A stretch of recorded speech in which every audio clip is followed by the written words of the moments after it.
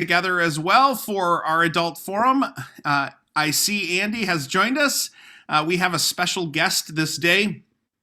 As the committee was imagining what sort of topic might be fitting for today, they were reminded of a very powerful truth by Kurt Nornberg that our veterans community is facing some particularly unique challenges that are exacerbated, I suppose is maybe the word to use, given the background and the experiences that they have. And so, as good neighbors do, we need to pay attention to the veterans in our midst, and think about and hear how we can be good neighbors, and offer what ways in which those challenges that they're facing might be able to be addressed by communities of faith, by people of faith in this world. And so we're blessed to have Andy Qualy joining us today. Andy is connected to Tony and Steve's fam. Wave, Tony and Steve. I wasn't sure if anybody else was giving an introduction today, I guess. And so Andrew's going to do a little bit of description of who he is so that we know him as he starts. So we can just turn it over to him. Well, then I'm going to stop talking because apparently I've used up all my time for today. and introduce you all to Andy Qualy. Wonderful. Thank you so much. One of the most important things about these Zoom meetings is you have to make sure that you're off of mute. And so I hope everybody can hear me. I'm sure you'll wave at me if you can't. And like you, I'm actually going to be timing myself a little bit here too. I've literally got my timer right here so that I don't talk too long, because I'm hoping that we can engage in a little bit of discussion as we go along here. So. But yes, I will get started. I will introduce myself. I am Andy Qualy.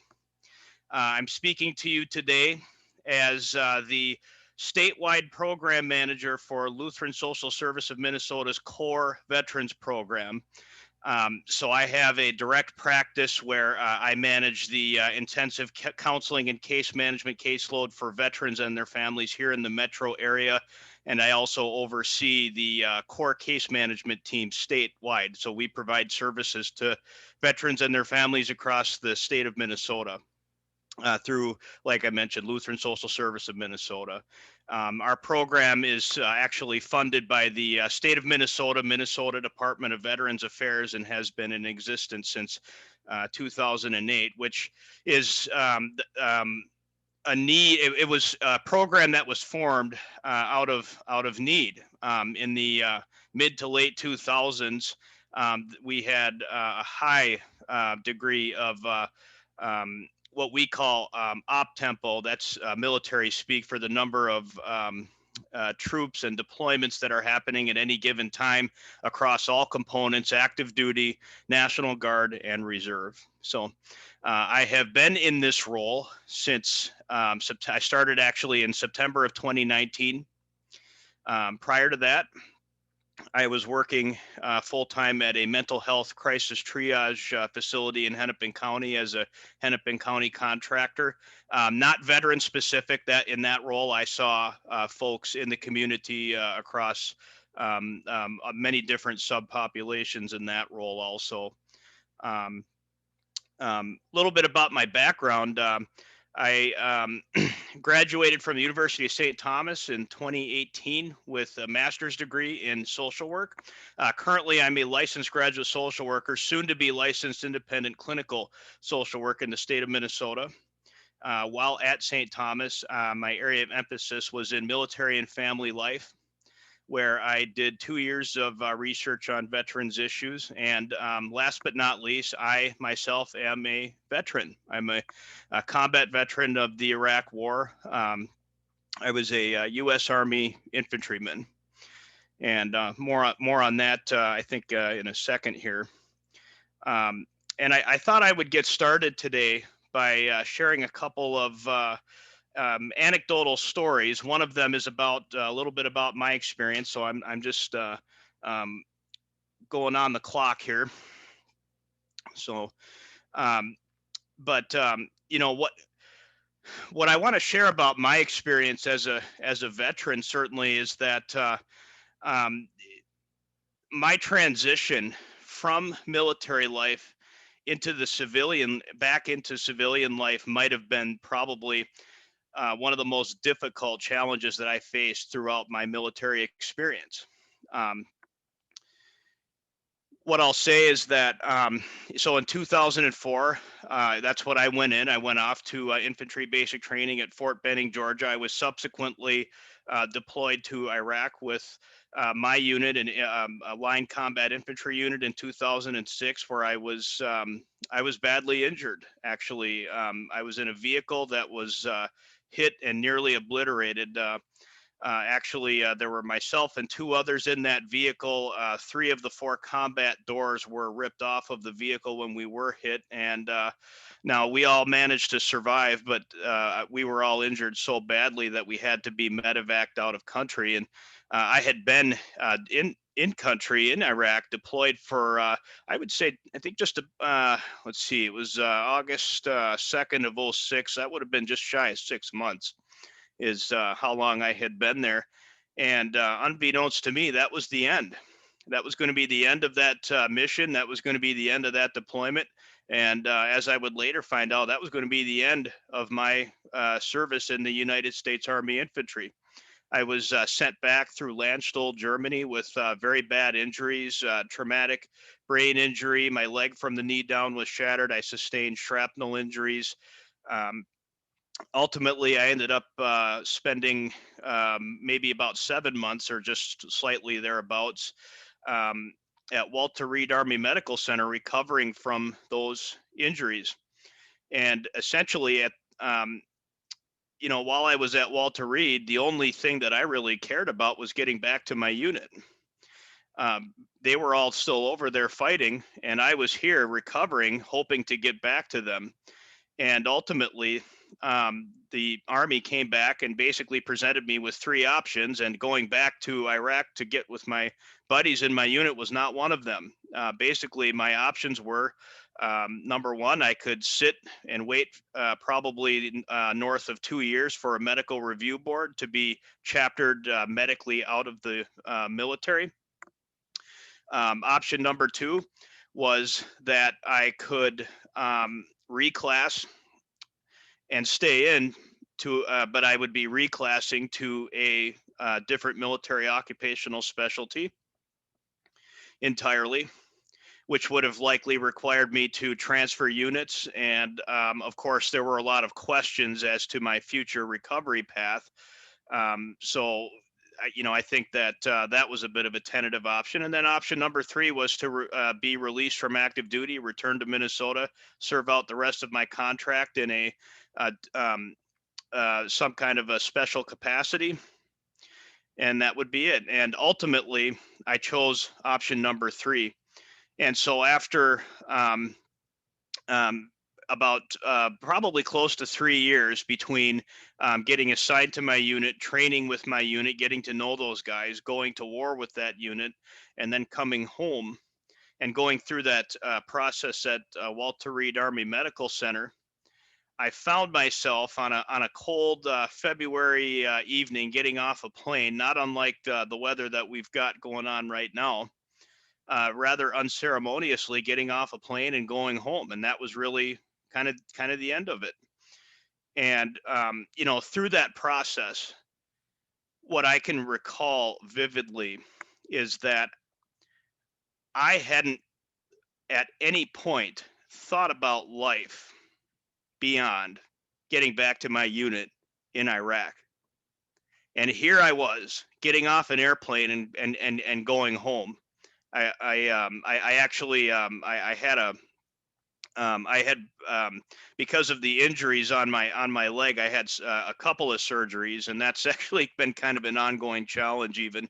But I was using a cane, a walking cane, after I graduated, from being bedridden to a wheelchair to a walker, and it was a quite a process. And I actually still have metal components in that leg as we speak today. So I'm hobbling off the plane with my walker, and I think, I think it was probably maybe about a day or two in, I was alone in my childhood home, and I just, for the first time, was confronted with the existentialistic and philosophical question that all veterans at some point face. Two words: what now? I had absolutely no idea. I had a high school education, and I was scared. I had no idea what I was going to do. They had a temporary assignment for me when I was released from active duty. I was reassigned back to the National Guard unit, infantry unit here in town, with the Minnesota National Guard. They had an assignment for me on what they call an ADSW, or active duty special work, where I could go through and serve out the remaining active duty time that I had.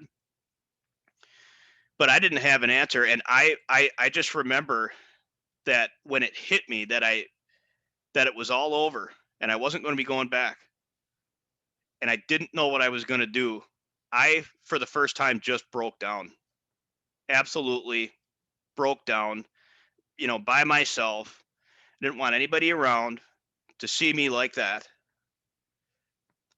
And I think that it's an existentialistic crisis, or an existentialistic question, that a lot of veterans, regardless of how many times they were deployed, what branch that they were in, what their MOS or what their job in the military was, that's a question that many veterans, in my professional and personal opinion, all veterans confront that question at some point or another. And there are many factors that will dictate, I think, how that transition will go, and I'll probably talk about that a little bit as we go.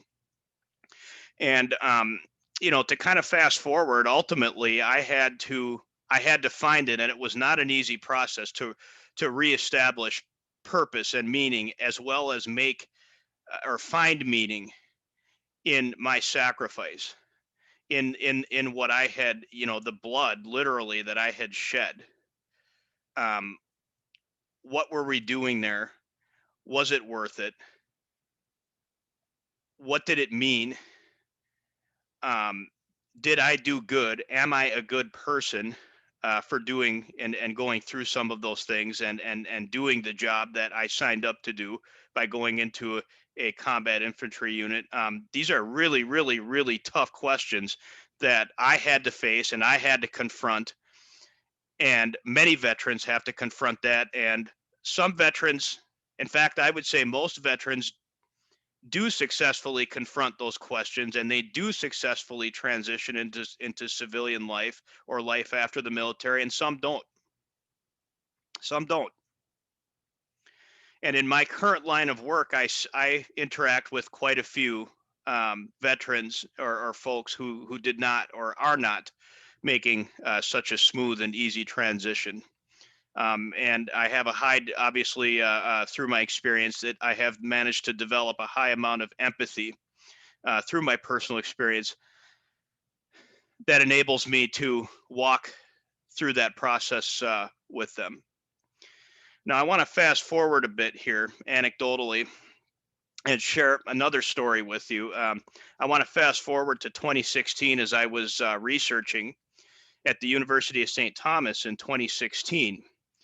I was very interested in a specific question, which was I wanted to understand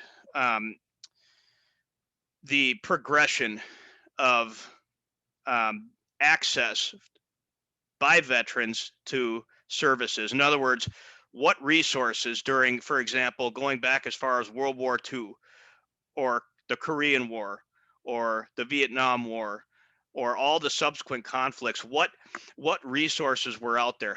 What did reintegration and what did transition really look like? And one of the things that I really stumbled upon, that I took a particular interest in, was what that looked like during the Vietnam War. Um, I went over to the University of Minnesota, and I remember pouring through actual original archives, records from and memos and documents from the VA healthcare system at that time, trying to understand what did it look like back then. What were the challenges? What were the strengths? Trying to understand. And what I found was that um, there was a lot of discussion during the 1960s and even into the early 70s, certainly about the World War II veterans, and to a smaller extent, the Korean War veterans. But I didn't see very much about the Vietnam War, or the veterans, or the concerns, or the issues that were coming up during the Vietnam War, and the veterans that were returning from that. And so I wanted to take it a step further, and I reached out to there's a Special Forces Association chapter that I have been an honorary member of. I've participated in a few functions, and there are quite a few Vietnam veterans that I know that are associated with that group. And I reached out to them, and I asked, put the word out to the group. I would like to sit down with a group of maybe about 5 or 6 of them and ask them some questions. I wanted to hear their story. I wanted to hear from them, what was their transition experience like. And they obliged. I sat down. This was about December of 2016. I got together with them, invited them up to the university, and we sat down, kind of a roundtable forum. And I was really, it was a profound experience for me. I was really moved by what I heard, and it kind of clicked for me as I listened to their stories, that existentialistic crisis basically that I described earlier, got swept under the rug. What I heard is that, um, one gentleman actually told me, because I asked him, what was it like when you got off the plane and you came home? And he said, a lot has been made about the fact that the troops at that time were demonized, and it was a time of significant political strife. And here we have these poor Vietnam veterans getting off the plane, confronted with all these same questions, and then on top of that, society basically turned their back on them. An exact quote that he said to me was, "It's not that they spat on us. You just got off the plane, you stuffed your uniform in the trash, you got in a cab and you went home, and you just, it's not that anybody spat at us. It's not that we were demonized necessarily outright. It was just that you didn't talk about it. It wasn't discussed. It wasn't acceptable to discuss. Nobody knew what to say in the first place. A lot of awkward family dinners, a lot of awkward family holidays, a lot of awkward reunification meetings with friends that you may have known in a past life. Nobody knew what to say. Nobody knew what to do." And another gentleman piped up and said, "Well, they forgot about us. They might just as well have spat on us." I was blown away by that. I've never, it's almost inconceivable, as an Iraq veteran who did get, in my opinion, a lot of accolades and a lot of support and a lot of these kinds of things. When I returned, oh, that was not the experience that I was hearing. Okay. And I really think that, in my personal and professional opinion, during the Vietnam War, we hit a low point as it pertains to how we support veterans and how we understand the challenges that they're facing coming home. And I think, today I'm proud to say that, as a society, we've come a long way. Really, I really believe that we've come a long way. I don't see that kind of thing. And I don't know if that's guilt. I've heard a lot of guilt about what took place during the Vietnam War and how we treated those veterans, and to a lesser extent, the Korean War. A lot of folks, especially the younger ones, don't even know that we ever had a war in Korea. I actually, am doing some bereavement counseling right now with a 89-year-old widow of a Korean War veteran who passed away of COVID in the Minnesota Veterans Home. This was a decorated Korean War veteran, and what she said to me several times is that much like the Vietnam War veterans, they went and they did their duty, and they came home, and it just wasn't discussed. You didn't talk about it, you didn't acknowledge it, you didn't ask questions, and that's how it was. And she, particularly powerful moment there, actually. She told me I think about 2 or 3 weeks ago that before he passed away, they were kind of in the somewhat of a saying goodbye phase, kind of that phase where he had become very sick, and they knew that he probably wasn't going to survive. And she said to me that he made the comment, "Teresa, I buried all that stuff so long ago, and I'm sorry I couldn't share it with you." But I just couldn't. That was very powerful to me. And I'm sharing these stories with you because you can see some similarities, and you can also see some differences in the reintegration, the coming home experience. Okay. All of those, I think, have their own unique challenges, but I think we are at a point where societally, we are at, I think, our most advanced place in terms of understanding, and more importantly, honoring the sacrifice, and really identifying that we don't know all that much, and we do want to help. And that's something that I really believe is, since I've been back, what I have found is that many people, many Minnesotans, they love their veterans and they want to help, and a lot of folks just, they don't know how. They'd like to, but they just don't know how. And matter of fact, I've actually interacted with folks who've told me that, well, I've tried to volunteer, and I've tried to donate my time, and it just, all we hear about is the 20 a day, and we hear about all these challenges, and they keep coming back. And I mean, heck, we've been at war for 20 years in Afghanistan, and I think we were in Iraq for probably a good decade. It's just never enough. Which I think is, I can understand that. I think that, as a society, we've become exacerbated with it, and rightfully so. War is a really ugly thing. I think, I'm certainly not going to sit here and share war stories with you or anything like that. What I would want folks, I think, at home, and we actually may have some, I would suspect that we probably have a few veterans on the call here today. Who may connect with some of these experiences, or if you grew up during that Korea or the Vietnam or even the post-Vietnam era, you might connect with some of what I'm saying. It's really ugly stuff. What I would want folks to know about war is that it's an ugly, nasty, crappy business. Nobody wins. Everybody loses. What happens, happens. When it's done, and you live with it. It's not like in the movies where everybody just gets up and goes home and lives happily ever after. When people go down, they stay down. They don't get back up. It's that simple. And you don't forget what that looks like. You don't forget what that sounds like, what it smells like. That's one thing I'll never forget. You talk to a lot of veterans, myself included, the smell. There's always a smell.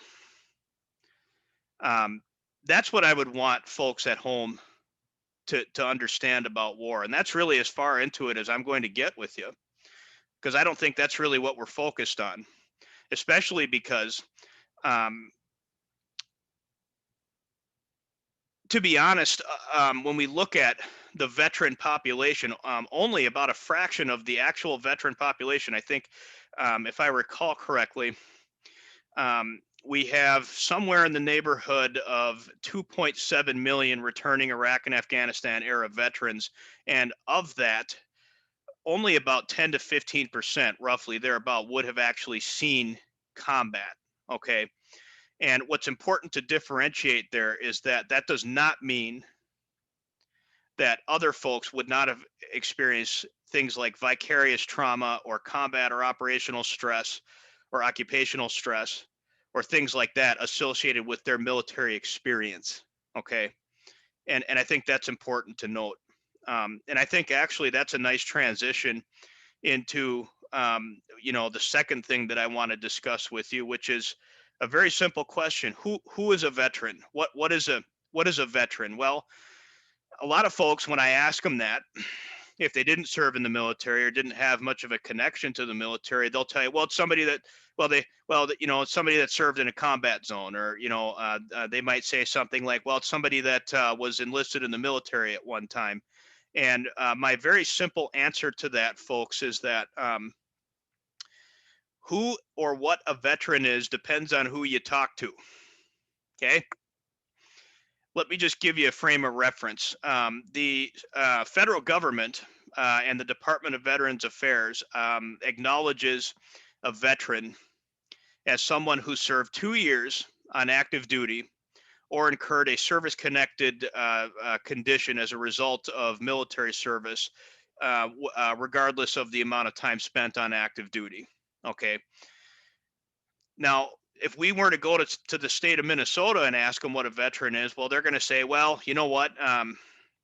Actually, no, it's not 2 years. It's 6 months.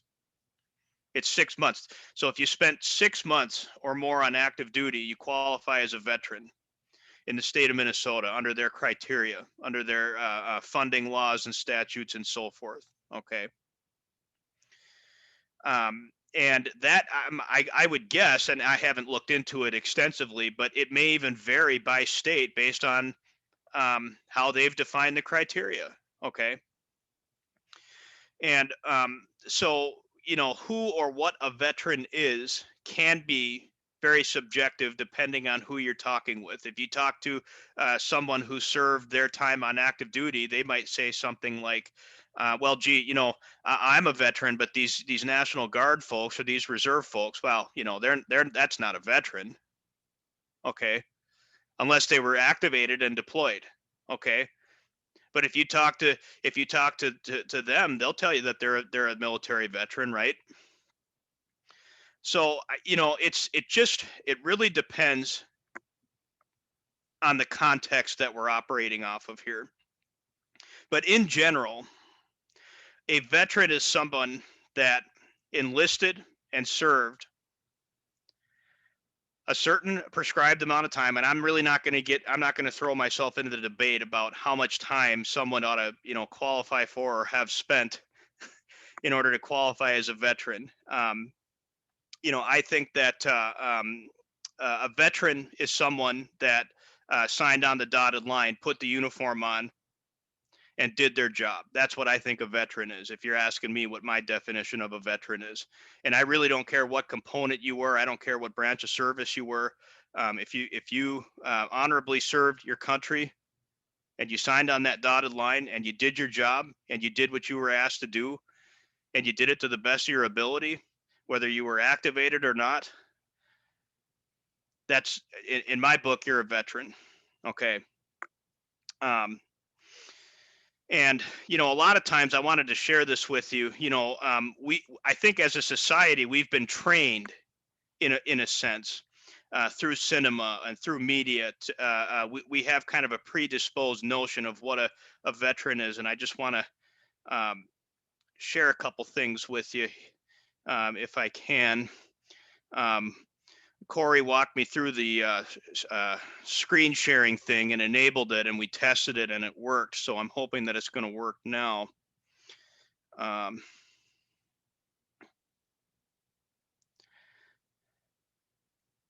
So hopefully everybody can see that. That's yours truly. Photo on the left there would have been taken circa 2005.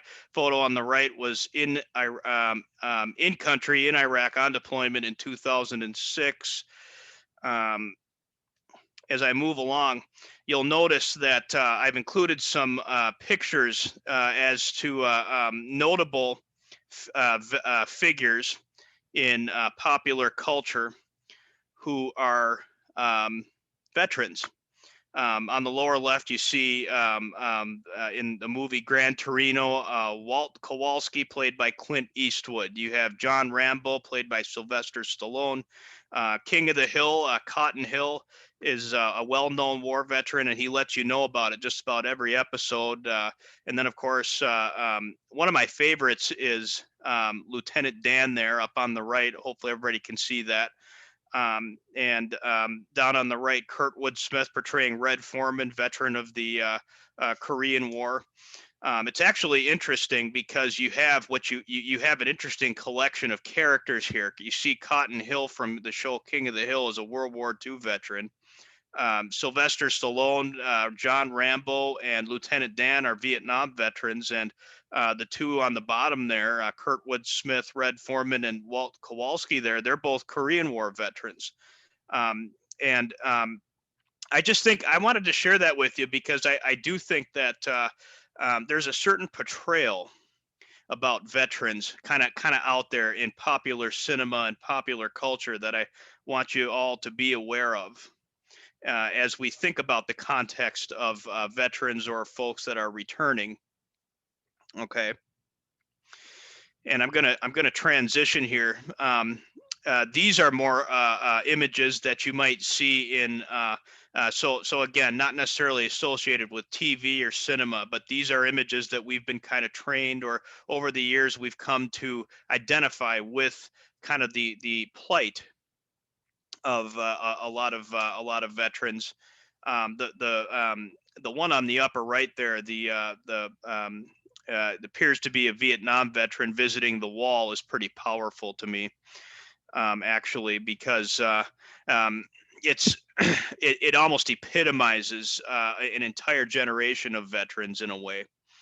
And as I transition, I wanted to share this picture with you all because these are all veterans, and the veteran population is one of the most diverse subsets of population that we have in this country. They come from all corners of the country.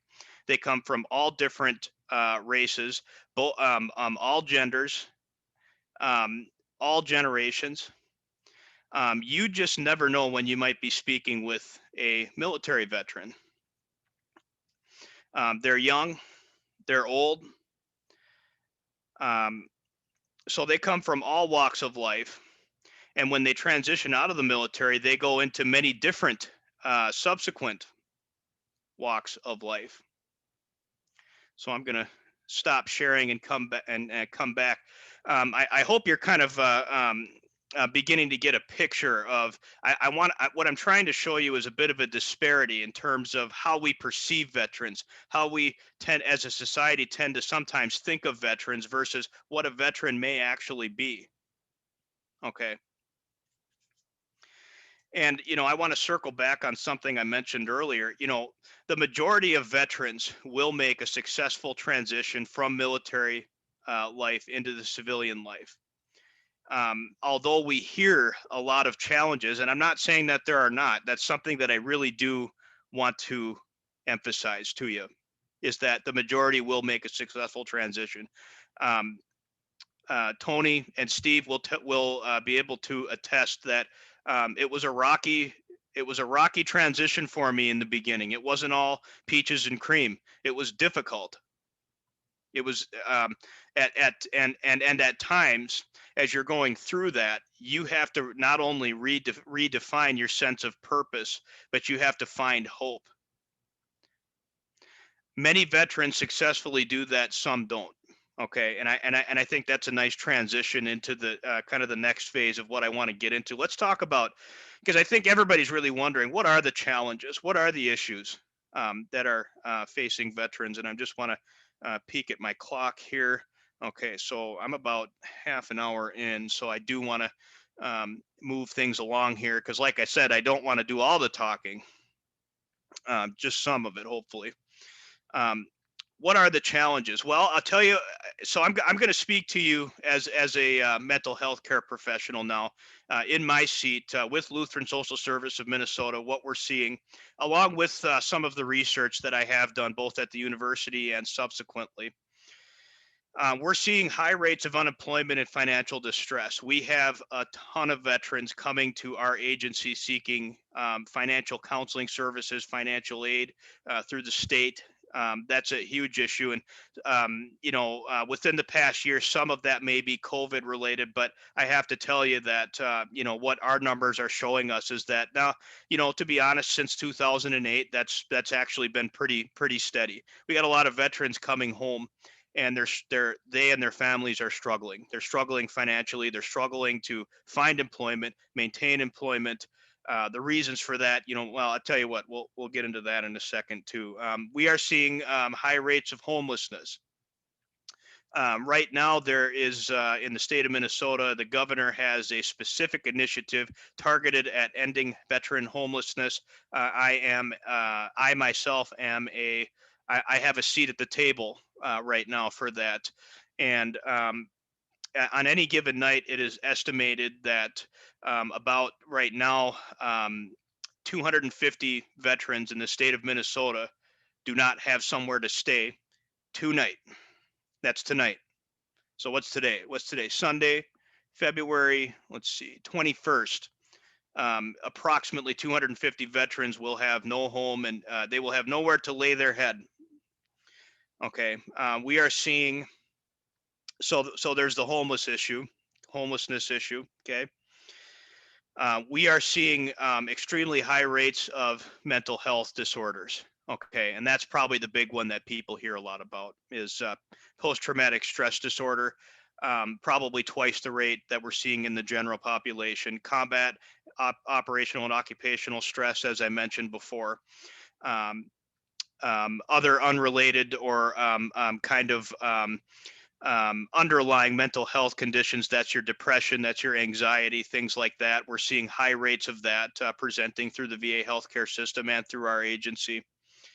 A particular issue that I have observed is something that we call MST, that is military sexual trauma. We see significant presentations in high numbers presenting with symptoms or with outright diagnosed trauma related to military sexual trauma.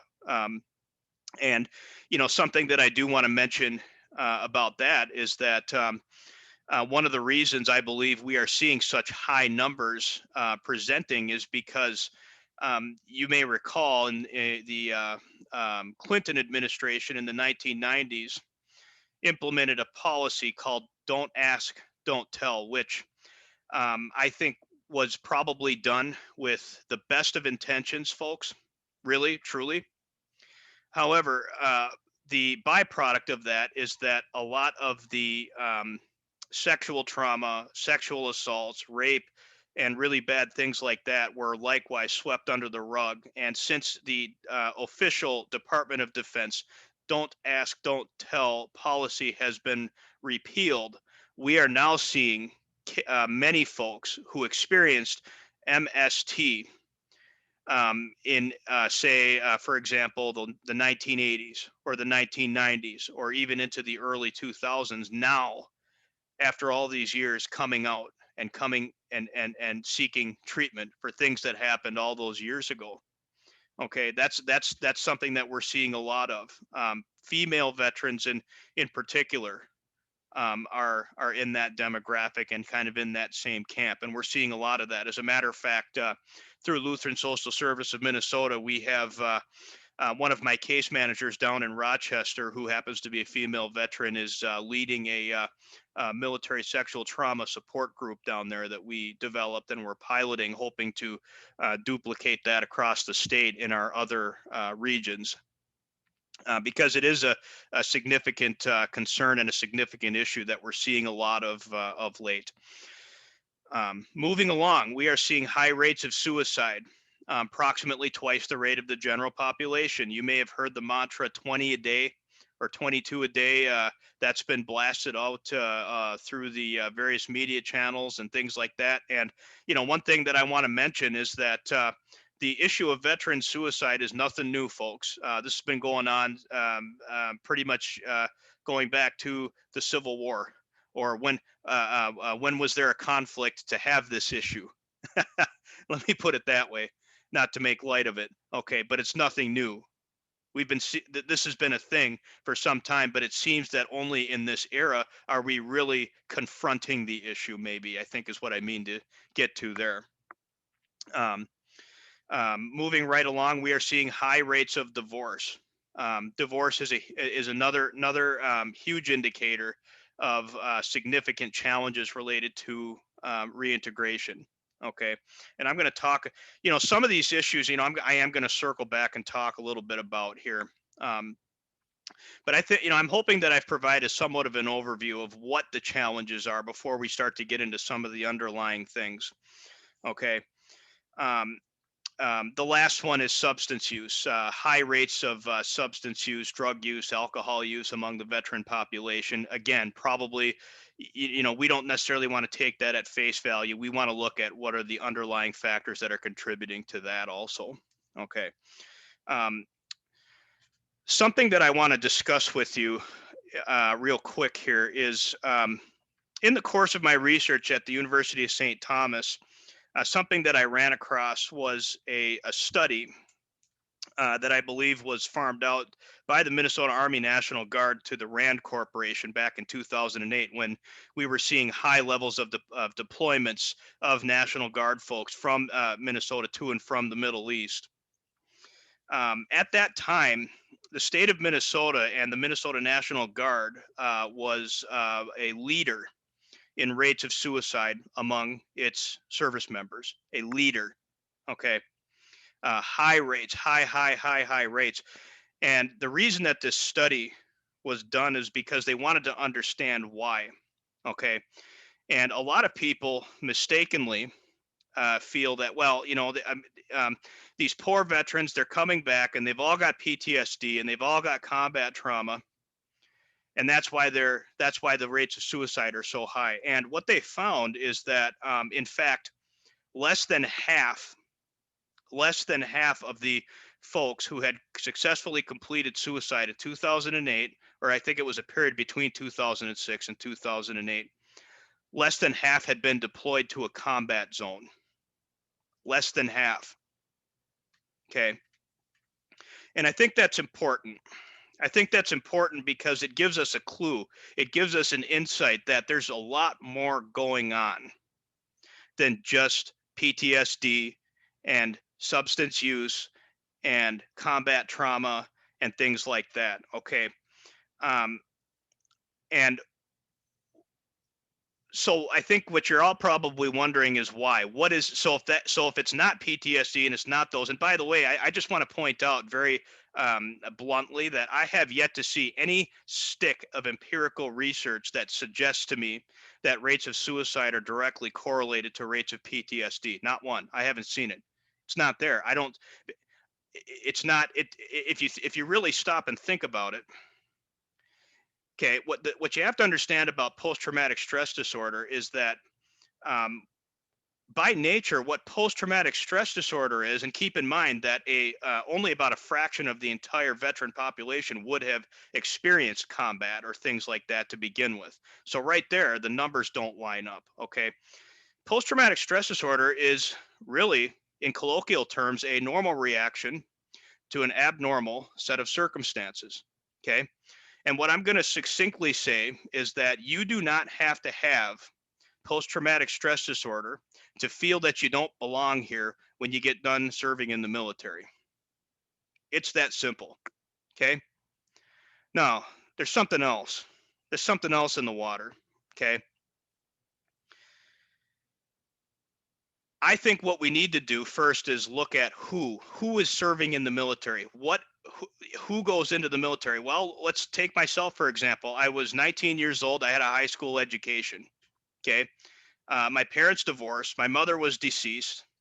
We had a fair amount of dysfunction, if you want to call it that, in the household. Okay. My performance in high school was at best average. Okay. And there are studies coming out now that are showing us that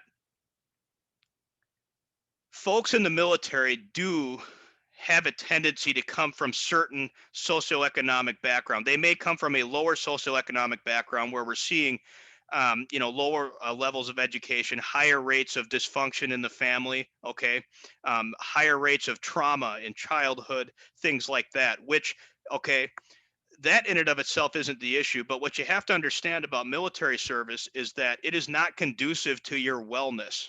Military service, especially in a combat arms, they're going to chew you up and they're going to spit you out. Okay. And when you're coming into the military with some of these pre-existing factors, what that's going to do is that's going to compromise your resiliency, the mental resiliency that it takes to cope with some of those things. Okay. I feel that, and I can speak to this on even an individual level with my counseling and case management caseload. I do see some of this, and that is not limited to race. It's not limited necessarily to age. What I see is a lot of these pre-existing factors. So when you come in the door and you sit down in my office, or actually right now we're doing everything via telehealth because of COVID, as you can imagine, but we've continued to provide services. Um, I'm not starting with, well, gee, tell me about everything that happened in Afghanistan. Tell me about everything that happened in the Mekong Delta in Vietnam. No, no, no, no, no. Your story started in the beginning. It started a lot sooner than that. And how that story ends remains to be seen. But we have an opportunity to help these folks make that transition, get through that. Okay. And a lot of times when I do see those folks coming in, okay, I'm going to share my screen again, just real quick. I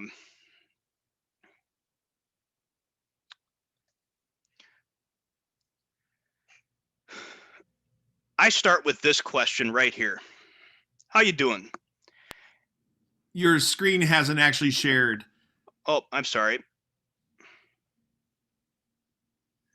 We did not. Is there a button, Andrew, that says click present or says present up at the top? Yeah.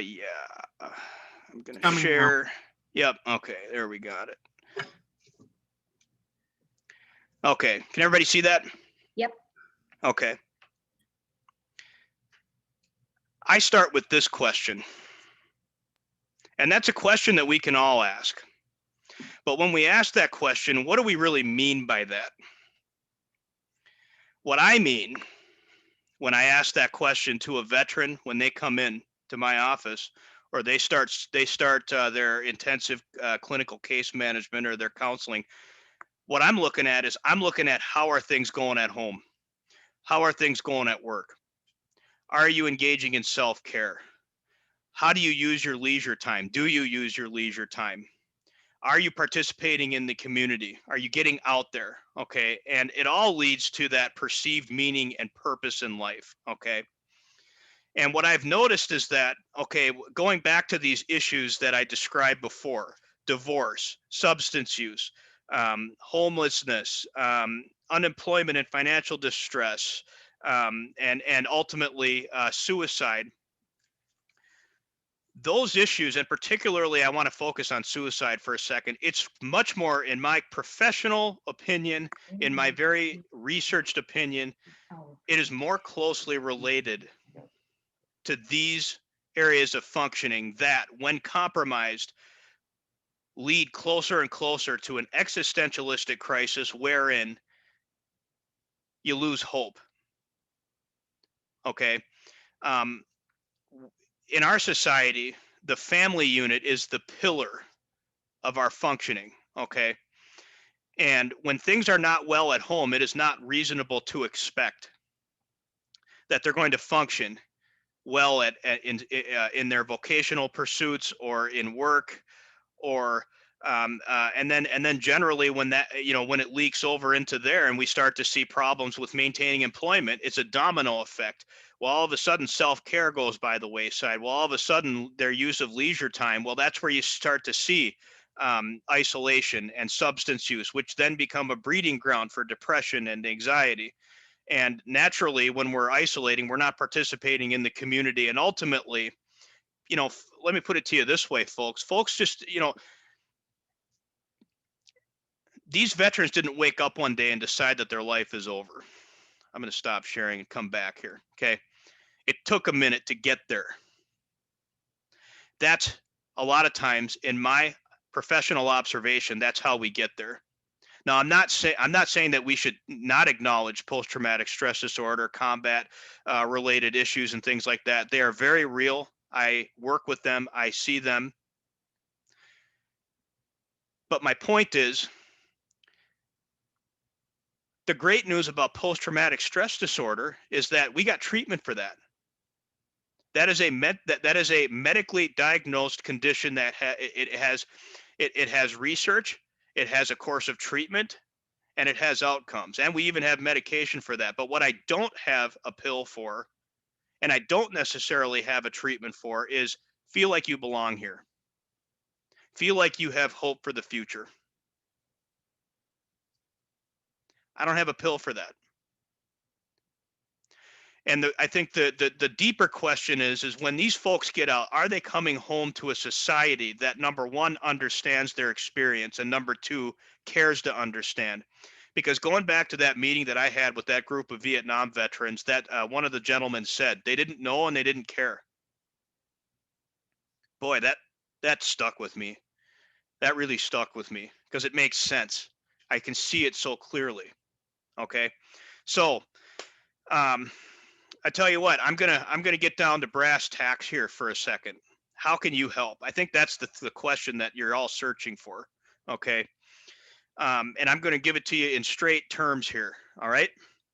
Number one, you have the opportunity, all of you, individually, to increase your awareness, or as we might say, your military and veteran cultural competency. To be quite honest with you, I don't have to go spend 2 years in graduate school to research it. You all have the same opportunity to do that, to really understand what these issues are. All these, what are we seeing? What does the literature say? What are the federal government is publishing reports on a lot of these issues, and you'd actually be surprised at how easy it is to find. Okay, so educating yourself. Okay. Number two, you can seek out what's there. Okay, there are nonprofits. There are organizations that do a lot of great work for veterans across all kinds of different, all sorts of different areas. Okay, it's not just a common misperception is that, well, the VA is not doing enough. Well, it all falls to the VA. Well, no, it doesn't. The responsibility falls to society before it falls to the VA. Who funds the VA? We do, right? So seeking out what's out there, okay? Educate yourself on the macro level issues and the systems, okay? Which affect veterans, all right? Your Congress people, your senators, your state representatives, to make these resources through the VA or through, for example, our agency who partners with the state of Minnesota, that requires funding. And in order to garner public funding, we have a system of laws and statutes. And at any given time, there are laws and statutes about veterans issues that are on the floor at any given time. I want to encourage you to reach out, really seek it out and educate yourself. I'm not going to necessarily give you all the answers. That's something that you guys can do. Okay. And remember too, that social justice issues are veterans issues. So as you vote and you consider what those issues are, okay, and a lot of what's going on today in society directly affects military veterans. Because remember, let's go back for a second. Remember, the military subpopulation is one of the most diverse subpopulations there is. Okay. I'm going to give it to you straight. Transgender and sexuality issues are veterans issues. Immigration issues are veterans issues. Okay. Housing issues and how we use those funds. Okay. Those are veterans issues, or what we have available for veterans and what we don't have available for veterans. Okay. Um, because we know that we have a housing crisis. We know that there's a lot of homeless. Well, okay, I just said that we have a lot of homeless veterans, right?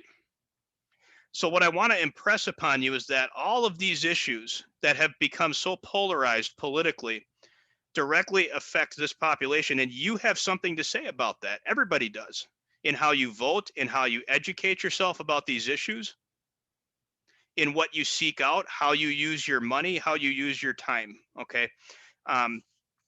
Going back to the what I mentioned about nonprofits, I'm just gonna, I thought about including a slide in here with a bunch of different ideas, and you know what? I decided I'm not going to do that. I'm going to challenge you all to seek out the information in terms of what's out there. Okay. But just an example, I'll throw out some examples. Wounded Warrior Project. Okay. Tee it up for the troops. There are adventure-based and activity-based organizations. There are disabled veterans rest camps. There is an organization here in town called Freedom Fishing Foundation that takes veterans fishing. There's veterans softball leagues. There's a veterans hockey program here that I happen to help co-found in 2010 called the Minnesota Warriors Hockey Program. That's an example of that. Okay. We need to be thinking not just in the short term when these veterans, these folks, these men and women leave military service.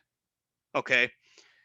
For that first 6 months, are they okay? We got to be thinking 10 years, where are they going to be? 20 years, where are they going to be? And what systems are we contributing to that are going to help them stay there, get them out of the house, support them? And the church congregation, the church community is in a great position to assist with that. So, I would recommend getting to know your veterans and really asking the questions. It's not just a simple thank you for your service. It's a how are you doing? And with that, I'm going to wrap up. And I'm privileged again to have the opportunity to join you guys today. And I'm going to pause there, and I'm going to sip my coffee mug here because it's getting cold. Thanks, Andy. I know there's a few folks who have some questions or comments that they'd like to share. We've got just a couple of minutes. Steve, you had your hand up there. Nope, you're good. Okay, Gary. Gary Olson. Yes, Andy, thank you very much. I would like to put you in touch with our nephew who served in Afghanistan, a couple of tours with the Special Forces in the Army, who since he's still in the reserves, I think, but he's now a warrant officer who leads an organization that does veterans advocacy. And he lives in St. Paul, but he spends time in Washington, D.C. doing advocacy for veteran services. I think the two of you could be helpful to each other. His name is Nathan Anderson. And if you'd like, maybe Gene and I can get his address to you at some point through Steve and Antoinette, maybe. Sure. We can definitely hook you up together. Any other, Kurt? Couple of comments. Andy, thanks for your synopsis here. You're talking to an old guy that saw the World War II people come home. I served in the Korean War. I commanded a unit in the reserve for many years during Vietnam. They were all different, but many of them had the same experiences. I live in a co-op place now. 15 years ago, we had 22 World War II veterans. We got this many left of those folks. They talked about the things that you talked about because they wouldn't talk to their family about what they did in World War II, same with the Korean War, same with Vietnam, on the way down. But they would, we formed a vets Vets Club here. The only program we had were you, the member. You had to tell us what you did in the service. They said, and I always asked them, did you ever tell your wife about that? No, we did. That was off limits. How about your son? You go ski with him all the time. No. But they would discuss with us who had similar experiences. And that was something to get off the chest, so to speak. At the University of Minnesota, which during the 60s and 70s, I had a lot of Vietnam veterans come back with the GI Bill. I spent a lot of times in the afternoon classes getting home at 10 o'clock at night. My wife would say, what are you doing there? Like your class is over in the evening at 7. Well, I had 5 veterans in there. They just wanted to talk. I just listened. I'm not a psychologist. I'm just an educator, but I had all these experiences. They knew I probably understood what they were coming from. They talked about the things you just mentioned for the last hour. But just sharing them, they never got over it. There's a lot of PTSD also in the civilian life. A lot of them, you notice that having the same problems, they got it a different way. And veterans, you know, a long time ago, I raised my hands to defend this Constitution, blah, blah, blah. I still follow that because the oath is still there. We all have it that served. Who is a veteran? Well, American Legion, VFW have rules. VFW had to serve overseas. American Legion, anybody was in the service over 6 months since 1941 is a veteran. Because they served sometimes, they call it a Cold War from 56 to 61. And that irritated a lot of people. They said, I did the same thing you guys did, that you mentioned probably for every person that's on the front line, there are 9 of them servicing as support somewhere along the line. They're still veterans. The buddy system, as you mentioned, is paramount. That's what a lot of organizations are trying to do, and you emphasize that. Just talking out, how you doing? And we do that in our co-op here. We got committees that call everybody on each floor at least once a week. How you doing? Well, psychologically, it's helping. Thanks for your presentation. We had the same problems after World War II as euphoria, coming home for a winning war. Korean War, when I came home, somebody asked, where you been for the last 2 years? Well, half of the people that went to Korea were already came back from World War II, you know. And you know the stories of Vietnam, that's across the board. But the biggest thing that's happened, was in 1974 and 5, is what happened. The draft went off, and it's a different military that happened after that. For the most part, it's much better. There's not a good war, as Mandy says, but the circumstances and support for the country has been quite a lot different. It's the good feeling, the bad feeling. I'm still, as a veteran and still a member of the Legion, you're still a veteran serving in some way. And they still rely on the veterans.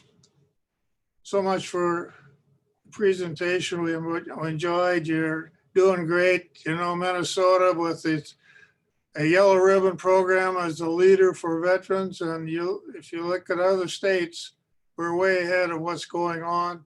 And it isn't all good, but it's getting there. And let's be thankful to Lutheran Social Services for including Veterans Affairs within their scope of programmatic initiatives. Lutheran Social Services is a really important partner in ministry for us at Prince of Peace. And the support that we direct towards LSS is used in so many deeply profound ways. Recognizing that the veterans in our midst are our neighbors, and we may oftentimes not see them first and primarily as a veteran, but recognizing that, Andrew, your comments about the diversity of the veteran population and its needs are just as rich and deep as so many in our midst. And so we are grateful for the work that you do on behalf of the church and on behalf of Lutheran Social Services for here in the state of Minnesota for our veteran neighbors. What a gift it has been to listen to you today, to share in this conversation. We've barely scratched the surface, I sense, and know that there's so much more available. We'll make sure that Andy's contact information is available, linked to the description for this forum. We'll update our webpage to make sure that that's there for those who would like to follow up with Andy. If you have any other questions, I suspect you'd be willing to take an email or two and share in those. We're really lucky that we've been able to lift up this really one important corner of our neighborhood this day, because it's threads run deep in our midst and in our community. So with that, I have to wrap things up and call it a day for our forum today. Know that this recording will be available online later on this week, within a few days. So if you want to rewatch and listen to parts of what Andy had to say, we are grateful. But please, everybody, join me in thanking Andy for joining us this day, and for your work, again, that you continue to do on behalf of the church and all of us Minnesotans here in this area. So we're grateful. Thank you all for being and joining together for the forum today. Have a good Sunday.